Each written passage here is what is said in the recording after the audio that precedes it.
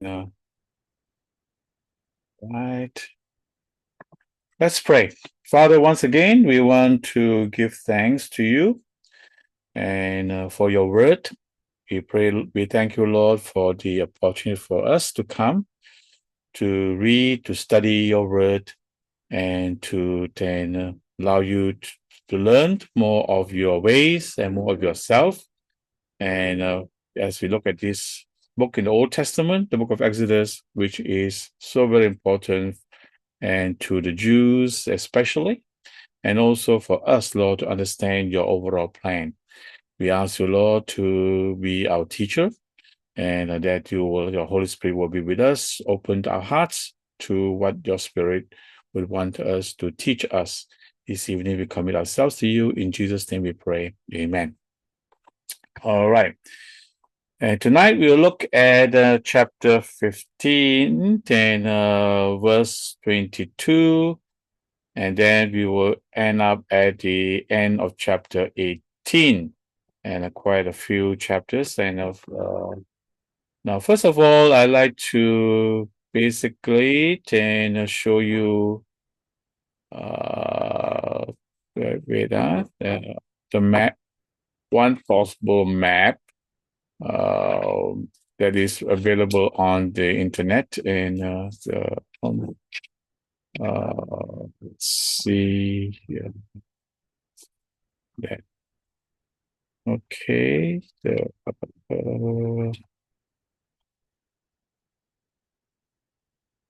This is from the website Bible History, and gives you maps and tools and things like that. Now, then, this is one possible map. One of the, and you will find that if you look at the various books or Bible atlases, and also you look at the various websites, and you'll find that they are not all the same. They have different routes. They have different place markers. One of this thing that we do and have to admit is that many of the places that were named in the book of Exodus, we don't really know where they are. Many of them are possible guesses. This is one of the more traditional maps. So you find that from after crossing the Red Sea, they went southeast until they come to Marah. Then after Marah, they go to Elim, and after Elim, they go to Rephidim, and after Rephidim, they come to Mount Sinai, Horeb. This is one traditional route. There are others who will have a different what we call directions, and the names are the same, but we can't really know. But at least this gives you a rough idea where they were going. They were on their way to Mount Sinai. And again, Mount Sinai, the traditional place is St. Catherine Monastery, but there are some who will argue that it is further up northeast and in the land of Midian. And there are some debates over it. And but I think that most scholars and most traditional Christians would think that it is right here where St. Catherine and Monastery is. Okay.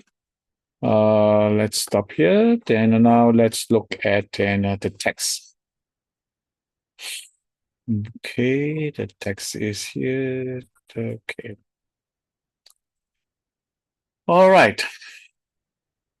We left 2 weeks ago, and with the Song of the Sea, and then in verse 22, then Moses led Israel from the Red Sea and went into the desert of Shur.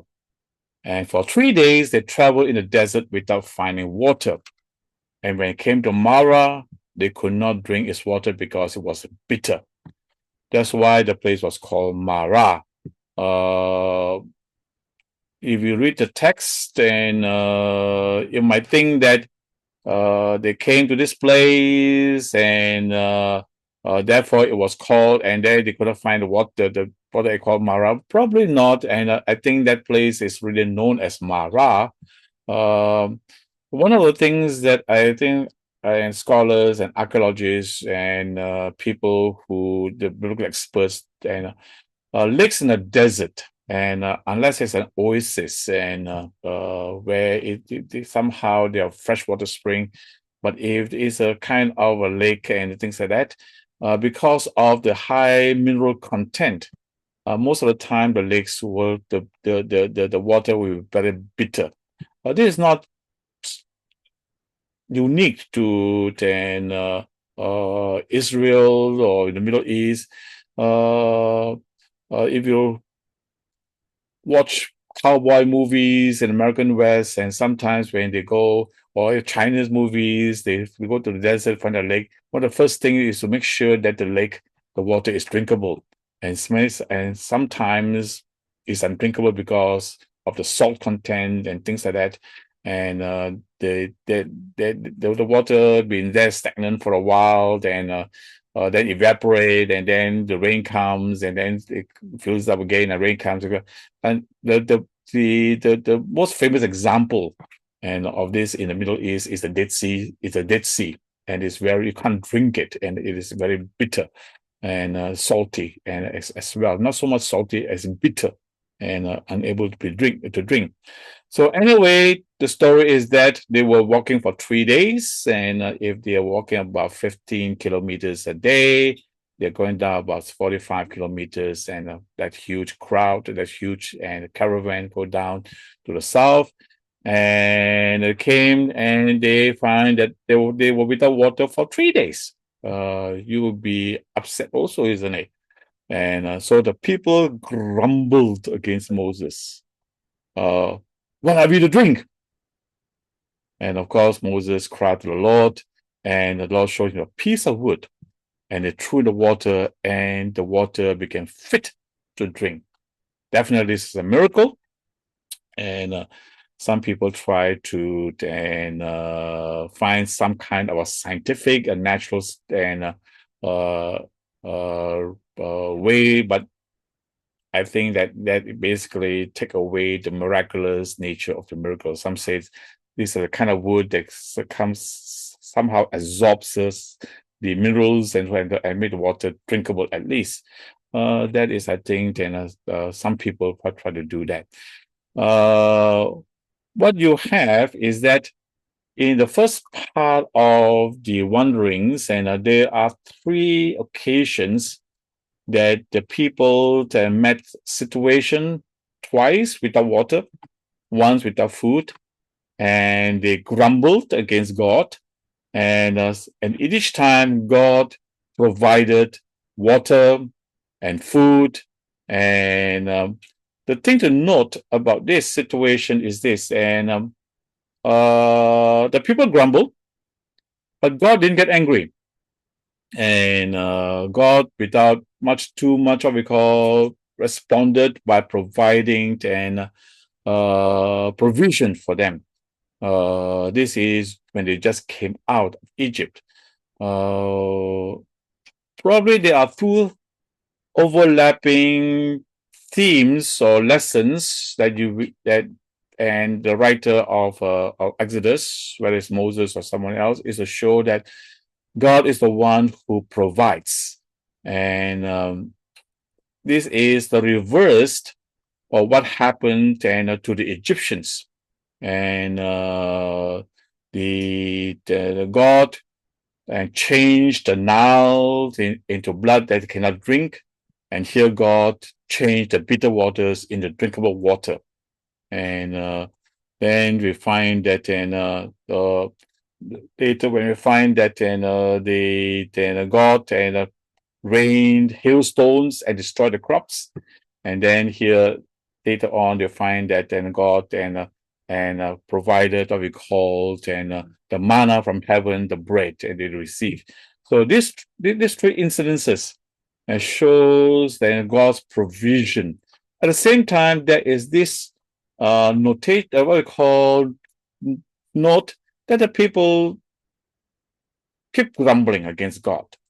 And they don't grumble against God, they grumble against Moses and Aaron. And one scholar says that, well, it takes less courage than to grumble against human leaders and not against God directly.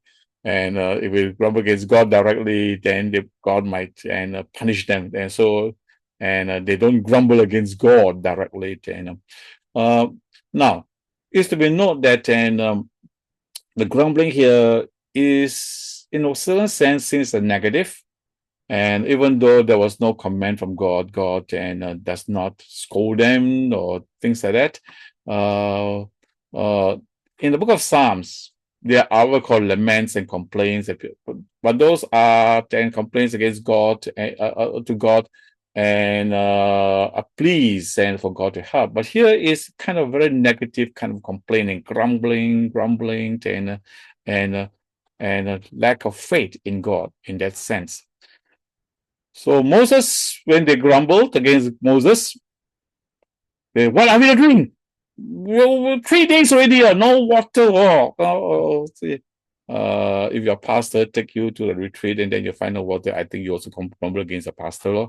And so Moses cried to God, and the Lord showed him a piece of wood. Commentators note that the word show, the root word of the word show is also the root word for the word Torah, and that is the law. Many times we talk about the law is basically legalistic, but the law is guidance. The law is to show the direction. So it's very interesting. The Lord showed him a piece of wood. It'll be too much to see in the piece of wood as a reference to Christ or Calvary, that Jesus died on the cross, and probably we should not be trying to look at that in that sense. But anyway, it was a miracle. He showed him the piece of wood, he threw in the water, and the water became fit to drink. Something miraculous. The people of Israel have seen Moses do miraculous things as form of judgment against the Egyptian. Now it is a miraculous and a story of salvation. And then the Lord issued a ruling, an instruction for them, and put them to test. If you will listen carefully to the Lord your God, if you do what is right in his eyes, if you pay attention to his commands and keep his decrees, then I will not bring any of the diseases, the plagues, on the Egyptians, for I am the Lord who heals you. So here, I think the emphasis is that the Lord heals, and the bitter lake and water becomes sweet to drink, representing their bitterness in Egypt. Slavery was bitter, and God somehow brought them out and changed their life, and the water to become sweet. So it's a healing process. So this is, and God says, if you will follow, if you will listen. Now, this time, God has not given any commands, it seems. Okay. We didn't read of any, and maybe there were, and some of the decrees, some of the things like that. And God gave some instructions. If you will keep his commands, keep his decrees, I will not punish you or not bring any of the diseases, the plagues that are brought upon the Egyptians, for I'm the Lord who heals you. Now, this is not taken to be, if you follow God and obey God, you never get sick. So some Christians take this verse and says, if you follow God's laws and follow God, you will never get sick, and because God is a healer. I think that is reading a bit too much on that, in that sense. The diseases that belong to the Egyptians definitely is a reference to the plagues, the judgments that God has placed upon the Egyptians for their and refusing to listen to God. And after this incident, they came to Elim, where there are 12 springs. This is an oasis, and 70 palm trees. And there they camped there near the water. I think, and Peter Enns is probably right in saying this is kind of a preview and or what God is going to do.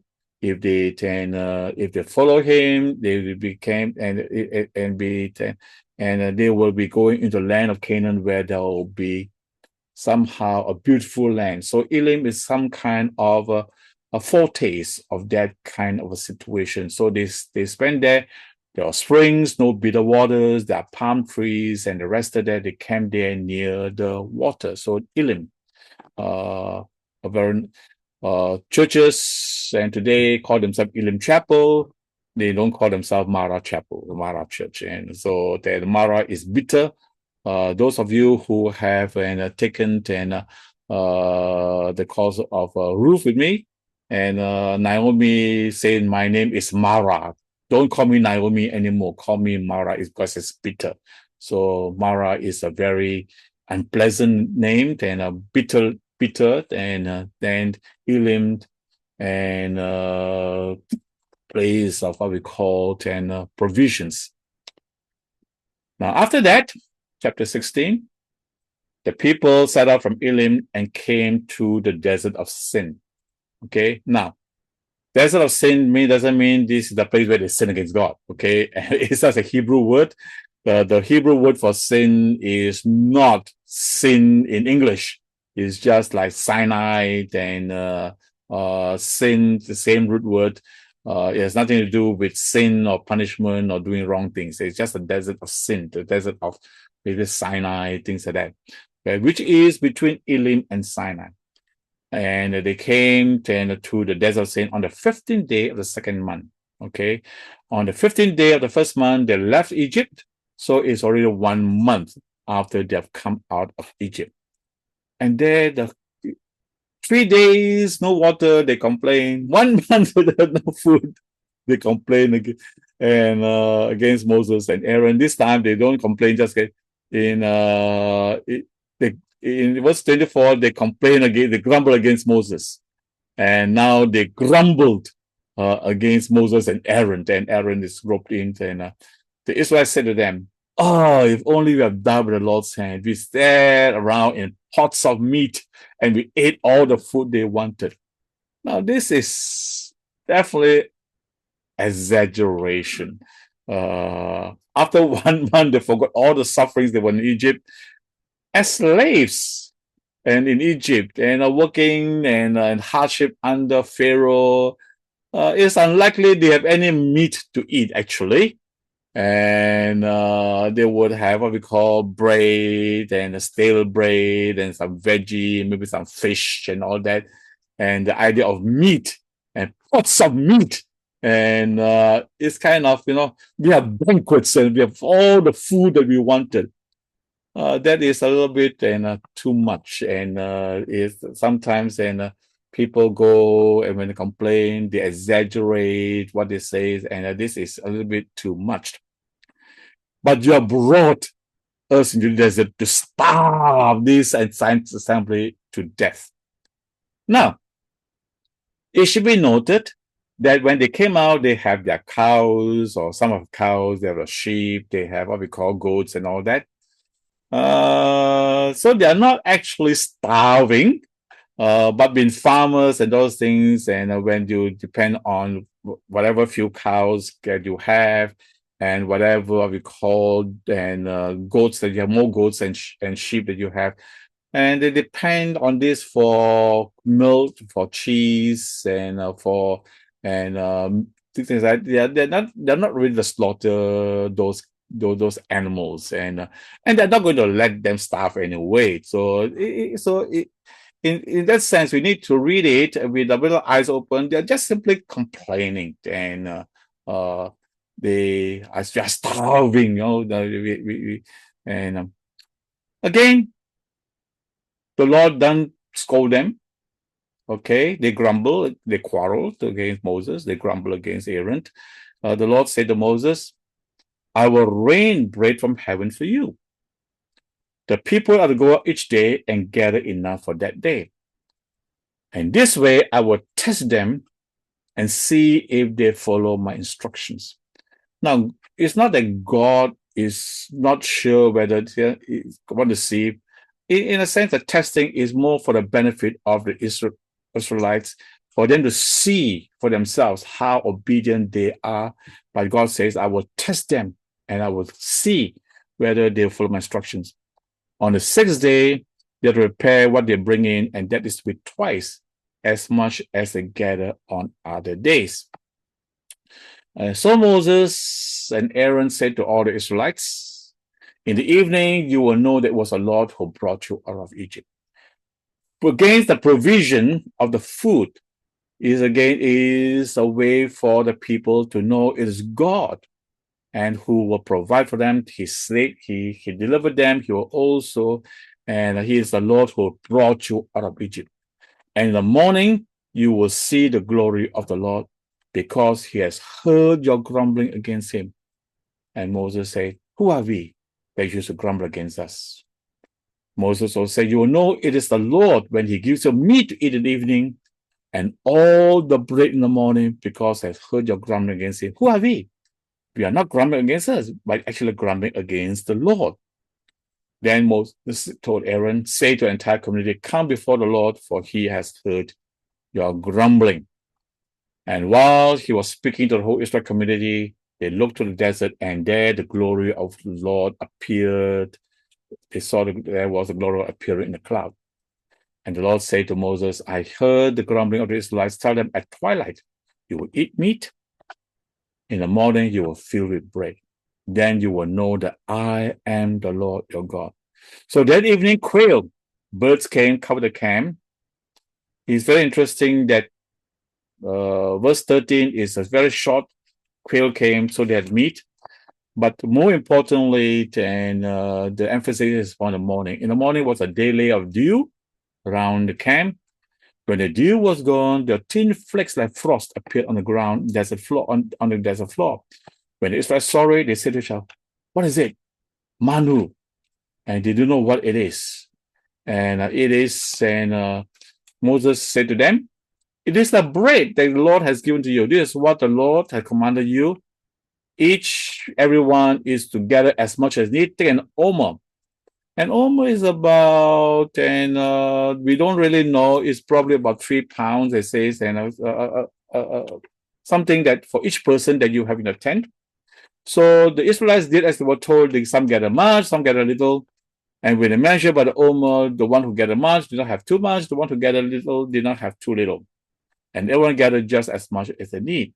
Moses said to them, no one is to keep any of it until morning. Okay, so some don't pay attention. They are greedy, very human nature. Some only kept until morning, but when the morning came, it was full of maggots, began to smell. Moses was angry with them, and they don't listen. Okay, didn't say God was angry with them. Moses was angry with them. Each morning, everyone gathered as much as they needed. When the sun grew hot, it melted away. On the sixth day, they gathered as much, 2 omers for each. And the leaders of the community came and reported this to Moses. And I don't know why the community leaders, as if they didn't know, because it was instruction already given. And basically, it was said that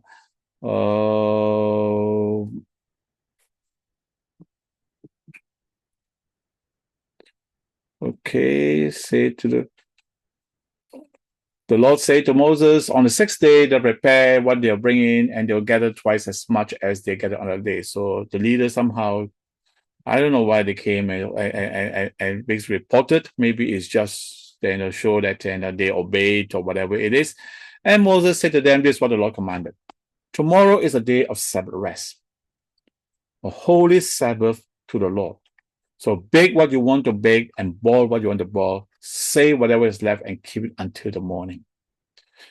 This was before the law was given on Mount Sinai to keep the Sabbath day. Was the Sabbath observance already in place and before the law was given? Maybe yes. And so it's kind of curious. And they were already observing the Sabbath. This is the first time. And we see a reference to the Sabbath day. The sixth day is a Sabbath. The seventh day is a Sabbath day to the Lord. And so They save it until the morning, as Thomas command, and do not stink or get maggots. And it's eat it today, because today is a Sabbath of the Lord. You will not find any of it on the ground. 6 days together, on the 7th day of the Sabbath, there will be not any. Nevertheless, some people went out on the 7th day to gather it, but they found none. And then the Lord now says, how long will you refuse my commands and my instructions?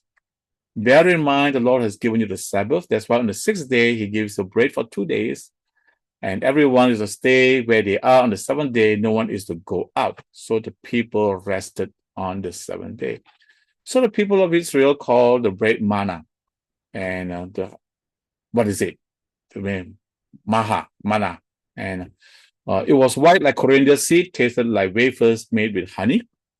And Moses said, this is what the Lord has commanded. Take an omer of manna and keep it for the generations to come, so that they can see the bread I gave you in the wilderness, and I brought you out, that I brought you out of Egypt. So Moses said to Aaron, take a jar, put an omer of manna in it, and then place it before the Lord to keep it for the generations to come. As the Lord commanded Moses, Aaron put the manna with the tablets of the covenant law. Again, another anachronism. There was no tabernacle yet. There was no Ark of the Covenant. In fact, this is the NIV largely then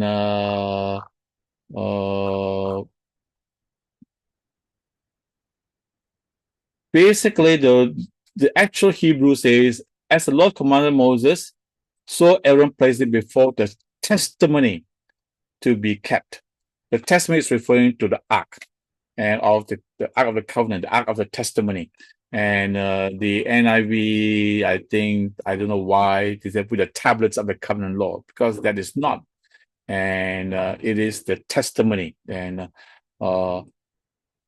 so this probably is something that is reading back, because in verse 35, definitely the Israelites ate manna for 40 years until they came to the land where they settled, and they ate manna until they reached the land of Canaan.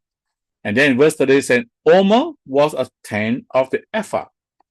And those of you who do pay attention to Bible reading, the omer, the word omer as what we call a measurement, is only found in this chapter.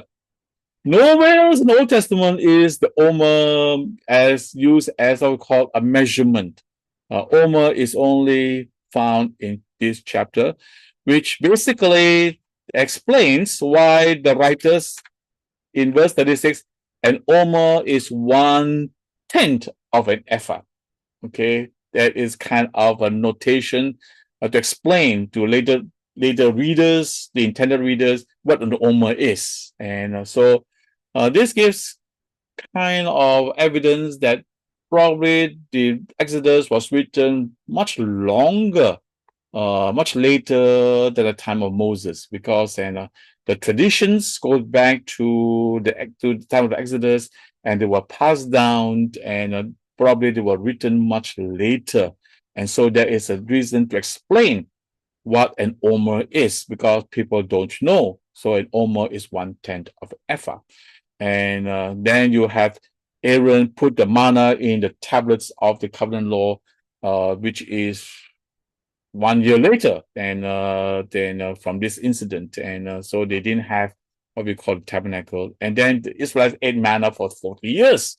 So this is written 40 years after this event, at least. And until the land of Canaan, they ate manna until they reached the border of Canaan. So this is definitely, Moses didn't write this, definitely. And because Moses never reached the land of Canaan,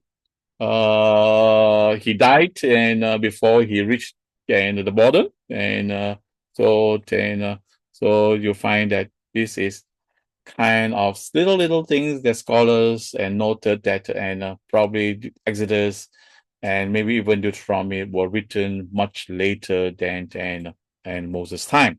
Okay. Anyway, that was the incident. The first test, so to speak, provision. There's no water, they complained. Then they got no food, they no meat, they complained, and they grumbled. Then God provided for them. All right.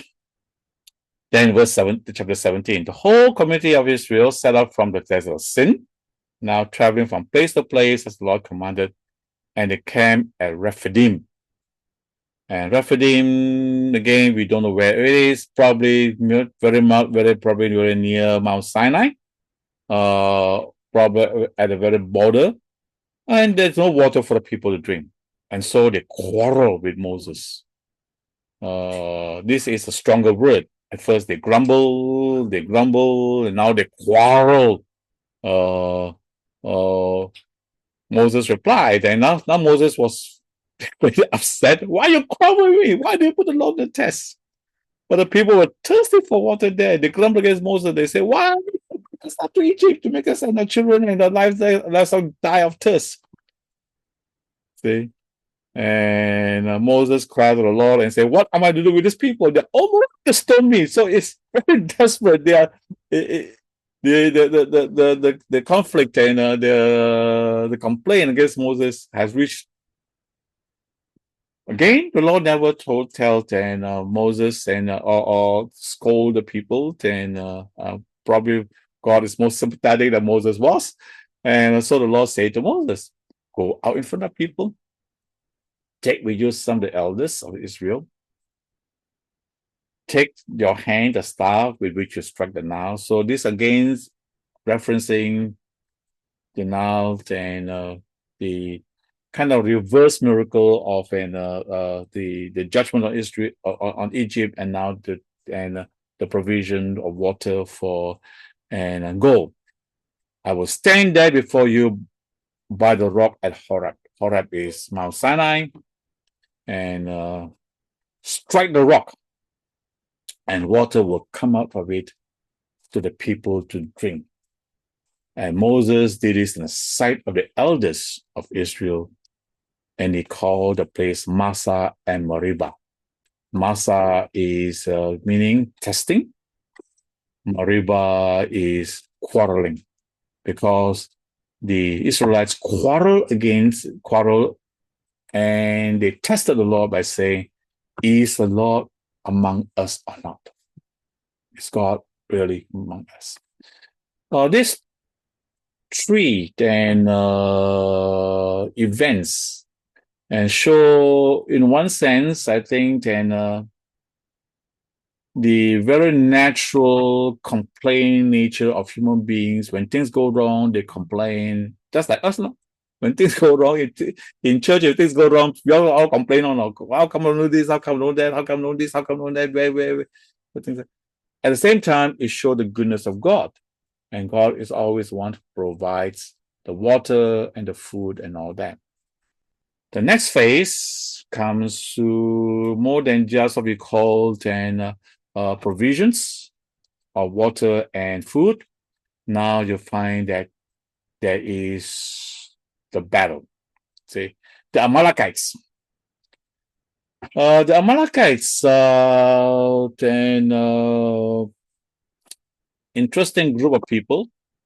The Amalekites are seen to be in Genesis 36, verse 12, to be a son of Esau. Okay, so they are related. Okay, and here you have in the next two passages, you have the Amalekites who came to attack, and then you have Jethro, the Midianite priest, that come to bless. So again here, this is no longer Egypt. This is family relations. One side of family comes in hostility. Later on, you find the Amalekites, and was one of the reasons why the people were afraid to go into the land. And when Moses and sent Joshua and the 12 spies to go, they came and they saw the Amalekites, and they were frightened. But interesting that they were frightened to fight when they actually defeated Amalekites here in this. So Amalekites came, and attacked Israelites at Rephidim. No reason was given why the Amalekites came to attack. We can guess, and maybe many people doesn't, many scholars doesn't think it was a full battle, and maybe it was kind of a raid. These were probably the wandering Bedouins, and they came to try to steal the goats and attack and try to steal their like bands of. But anyway, the whole incident was then this was Amalek and came and to attack Israel at Rephidim. And here Moses said to Joshua, all of a sudden we have Joshua here, which had never been mentioned earlier. And Joshua will introduce just like that, and choose some of our men and go fight the Amalekites. Tomorrow I will stand on top of the hill. What hill? I don't know. With the staff of God in my hands. So Joshua fought the Amalekites as Moses ordered, and Moses and Aaron and Hur went to the top of the hill. And as soon as Moses held up his hands, the Israelites were winning. Whenever he lowered down his hands, the Amalekites were winning. When Moses' hands grew tired, they took a stone and put it under him, and he sat on it. And Aaron and Hur held up his hands up, one on one side, the other on the other, so that the hands remained steady until sunset.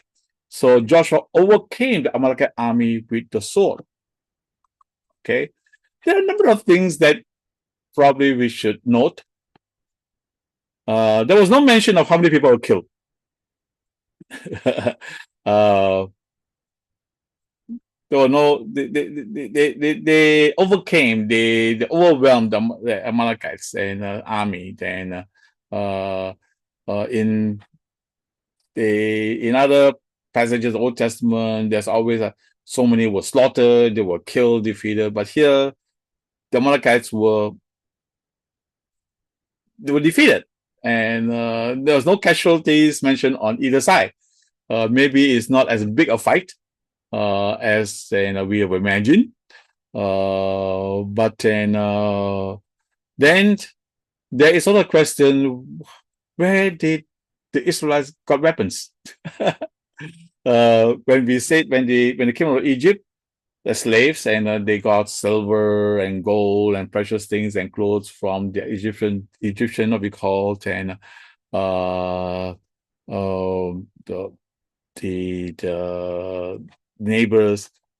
Probably they wouldn't have asked for weapons, and when the Egyptian army came and chasing them, they were afraid because they had no weapons, and they were gonna die, and God delivered them. So then, where did they get those weapons? Some Hebrew scholars, and going back to the Middle Ages, and basically things that maybe then when the Egyptians was slaughtered in the Red Sea, many of the bodies were washed up, and some of the weapons and was found in the shore, and they got all those weapons.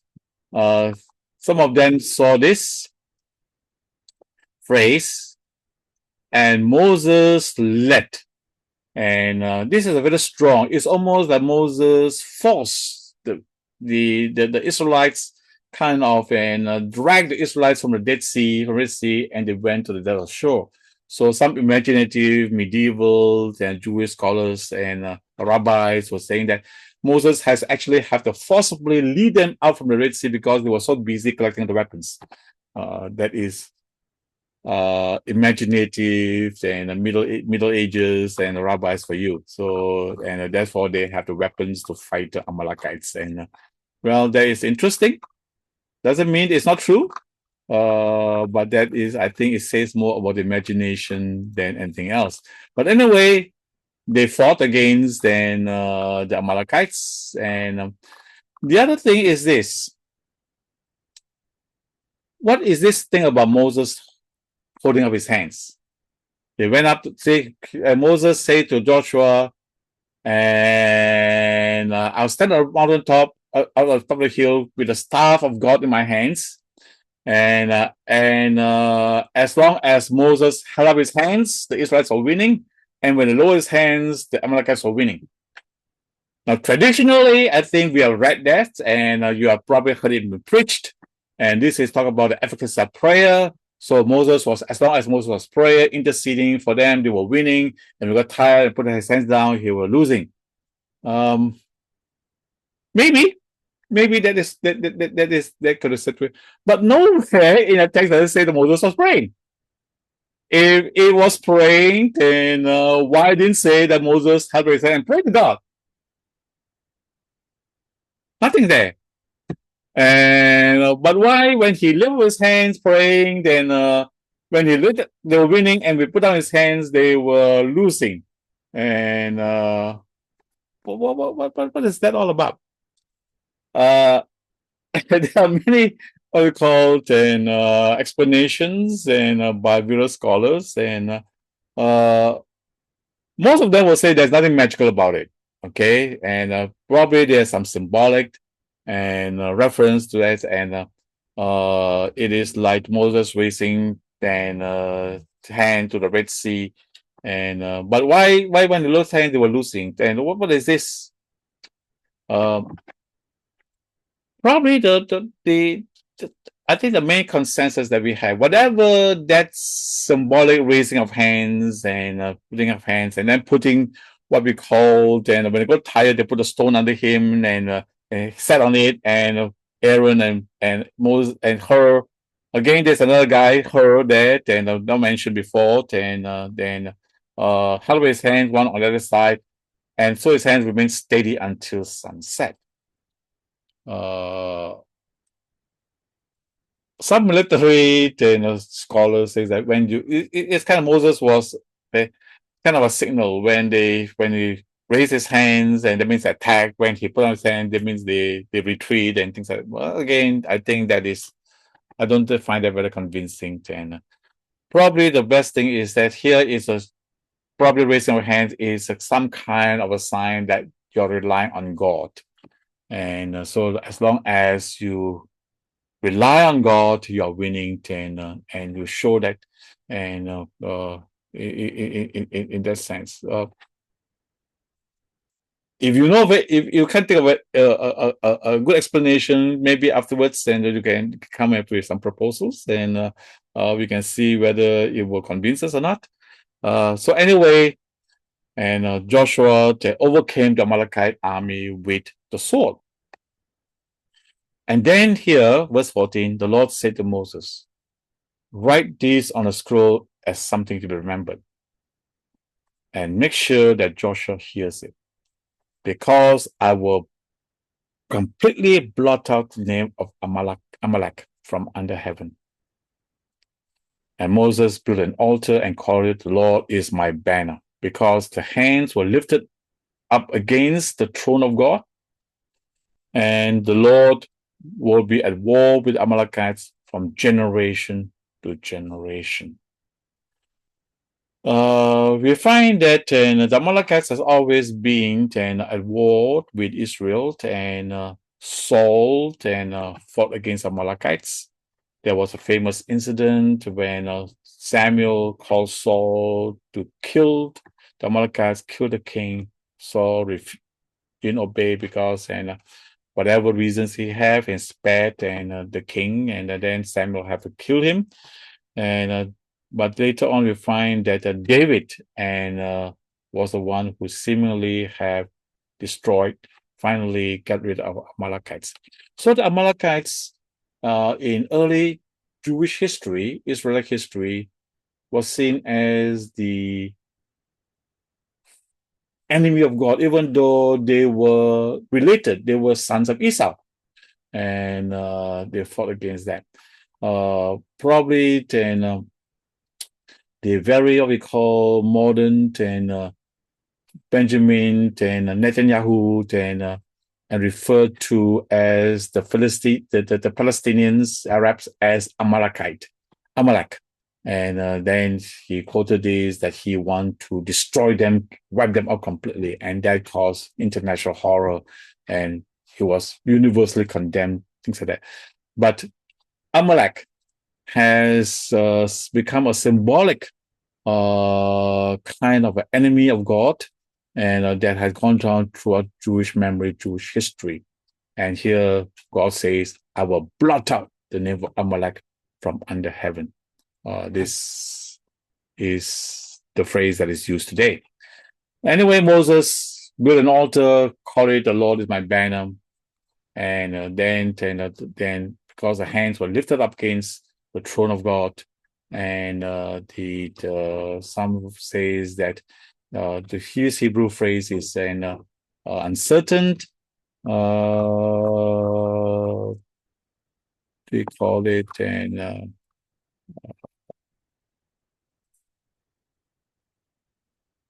the slight change would yield the what we call the hand upon the banner of the Lord. And again, this is uncertain, and whatever it is, this is a kind of altar. He built an altar, called it, the Lord is my banner.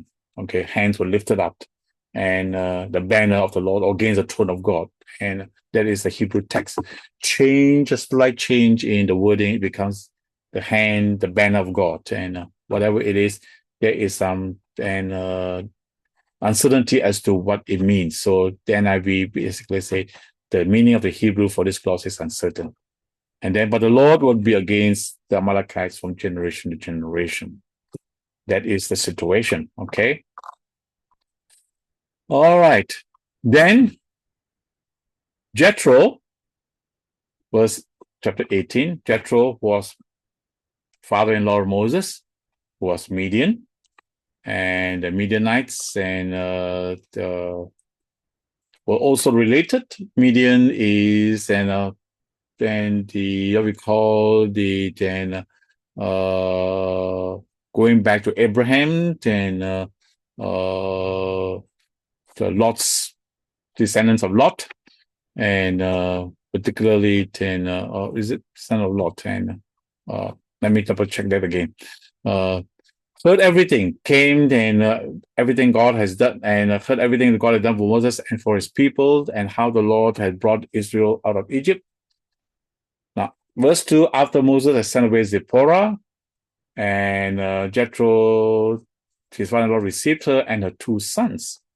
The word here, and sent away, later becomes the word divorced, but most likely there's not the meaning here. There is not, some would try to read that Moses, and after the incident of the circumcision, and Zipporah got angry and left Moses, and so now the father-in-law basically bring them back.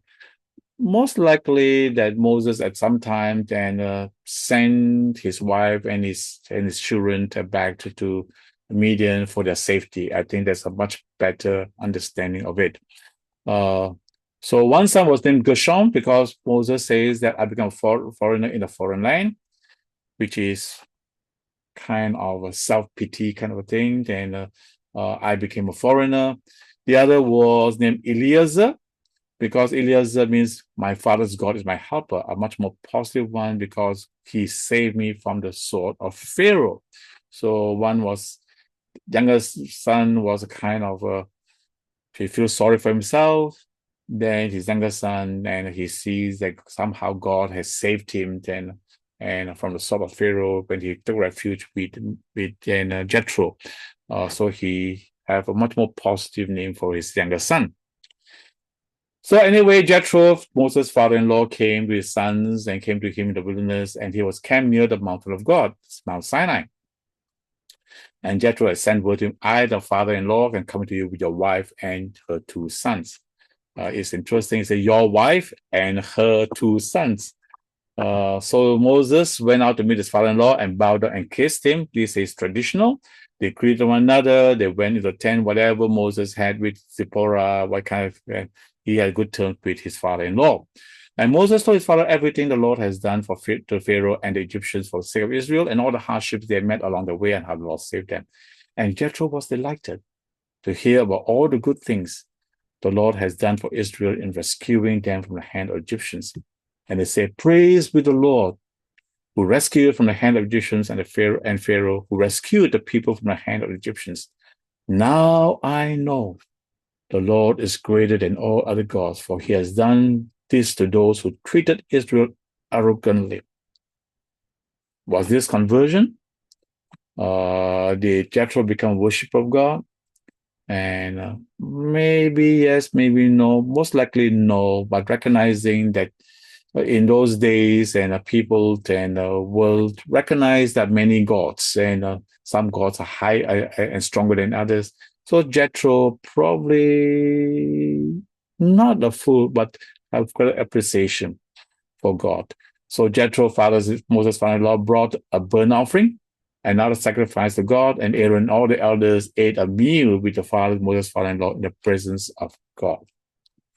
So there was celebration, feast, there was sacrifice, and things like that. Again, you see the conversion here. Some people say yes. Personally, I don't see great evidence because it is able to read this. This is kind of a generous celebration. There was no force and no circumcision for Jethro and things to become a convert. Anyway, Moses, and so the next day, Moses took his seat to serve as judge for the people. The people stood around him until morning to evening, like people going to seat and government's clinic, waiting to see doctor all day. When the father-in-law saw what Moses was doing for the people, he said, "What are you doing this for the people? Why do you sit alone to judge when all these people stand around you from morning to evening?" Moses answered very innocently, very straightforwardly, because the people come to me to seek God's will. Whenever they have a dispute, they have brought to me. I will decide with the parties and form what's God's decrees and instructions. And Moses thought, "Oh, what you're doing? Not good. No good, no good." And sometimes I think this is a kind of a reminder. Sometimes people of the world, people who are outsiders, are much wiser and much smarter and more and insightful than God's people. So sometimes we learn from the outside. So Jethro, who is not a worshiper of Yahweh, and Moses, who was the messenger of Yahweh, and being told, and what you're doing is not right. It's not good. Not right. Not that they're not right, not good. You and these people come to you. You only wear yourselves out. The work is too heavy for you. You cannot handle it alone. So now listen to me, young man. Moses was 80 years old, but Jethro probably older. Let me give you some advice, and may God be with you. You must be the people represented before God. Now, this is a priest, and he knows what he's talking about. And you bring the disputes to him. Teach them his decrees and judgments, instructions. Show them how to live and how to behave. You be the teacher. You be the preacher. You will be the one who tell them and teach. But then select men from capable men, not just any men, capable men from the people, those who fear God. Trustworthy men who hate dishonest gain. Appoint them as officials over thousands, over hundreds, over 50s, over tens. Have them serve as judges for the people of all times. Have them bring every difficult case to you. In simple cases, they can decide among themselves. This will make your life, your load lighter because they will share with you. If you do this and God's will commands, you'll be able to stand the strain, and all these people will go home satisfied. Moses listened to his father-in-law and did everything. He chose capable men from all Israel, made them leaders of the people, officials of thousands, hundreds, 50s, and tens. They served as judges for the people all time. Difficult cases they brought to Moses.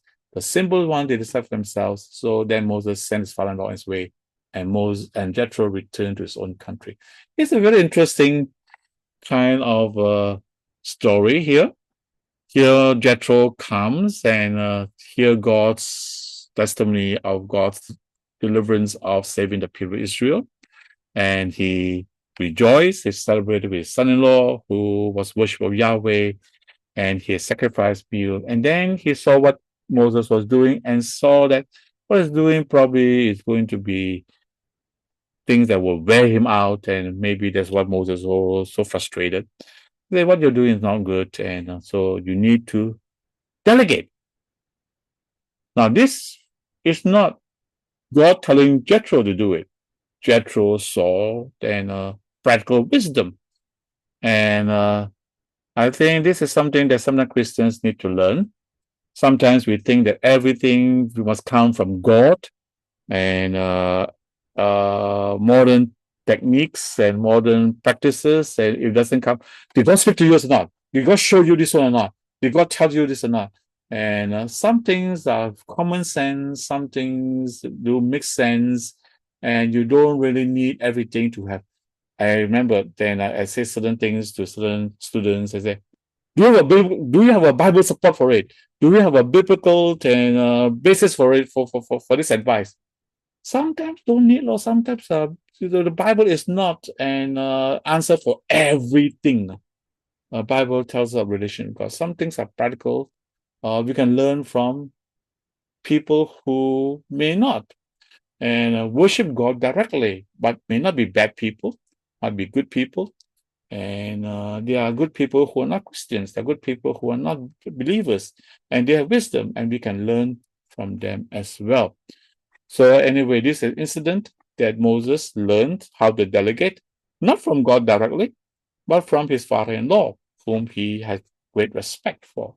And I think there's something that can also be a lesson for us today. So we can read and books on business, book on what we call economics, books on what we call parenting, books. We don't need everything to say must have a biblical support. Sometimes we have to think about it. If it is good, it is a word of wisdom, is something that will be helpful, and we can basically help.